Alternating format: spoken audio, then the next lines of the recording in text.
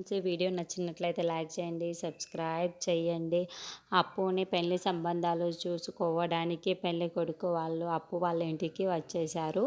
ఇంతలో అక్కడున్న కనకం మాత్రం పెళ్లి కొడుకుకి కట్న కానుకల విషయం కోసం మాట్లాడాలి కదా, ఎంత ఇవ్వాలి, ఏమి ఇవ్వాలి కొంచెం చెప్పండి అని అడుగుతూ ఉంటుంది. ఆ మాటలు వినగానే అక్కడున్న వాళ్ళు మాత్రం మాకు ఏ కట్న కాలువలు అవసరము లేదమ్మా, నా కొడుక్కి మనసుకు నచ్చిన మనిషి అయితే చాలు అని అంటూ ఉంటారు.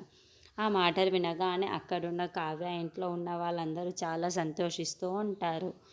వీళ్ళెంత మంచి వాళ్ళు అని అనుకుంటూ ఉంటారు. అక్కడున్న కనకం అయితే పంతులు గారిని పిలిచి, పంతులు గారు ఒక మంచి ముహూర్తం పెట్టండి అని అంటుంది. ఆ మాటలు వినగానే అక్కడున్న పంతులు మాత్రం వచ్చే శుక్రవారం చాలా మంచి ముహూర్తం ఉందమ్మా, ఆ రోజు పెట్టుకుంటే చాలా బాగుంటుంది అని చెప్తాడు. ఆ మాటలు వినగానే అక్కడున్న అప్పు మాత్రం బయటికి వచ్చేసి బావ దగ్గర నిల్చొని ఉంటుంది. అది చూసిన కావ్య, స్వప్న వాళ్ళు మాత్రం ఏంటి అప్పు ఇలా వచ్చేసింది అని అంటూ అప్పు దగ్గరికి వస్తూ ఉంటుంది. ఏంటి అప్పు, ఎందుకు ఇలా వచ్చేసావు ఇటువైపు అని అడుగుతూ ఉంటుంది. ఆ మాటలు వినగానే అక్కడున్న అప్పు మాత్రం అదేమీ లేదక్క, నార్మల్గానే ఇక్కడికి వచ్చేసాను అని అంటూ ఉంటుంది. ఇంతలో అక్కడున్న కావ్య మాత్రం నీకు ఈ పెళ్ళి ఇష్టం లేదా ఏంటి అని చెప్పు అప్పు అని అడుగుతూ ఉంటుంది.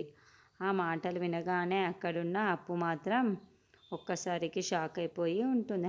అదేమీ లేదు అక్క, నార్మల్గానే నేను మామూలుగానే ఉన్నాను, అదేమీ లేదక్క, నేను ఇప్పుడు బాగానే ఉన్నాను అని అంటూ ఉంటుంది. ఆ మాటలు వినగానే అక్కడున్న స్వప్న, కావ్య వాళ్ళ అయితే చాలా సంతోషిస్తూ ఉంటారు. నీకు చాలా మంచి భర్త దొరికాడు అని అంటూ ఉంటారు.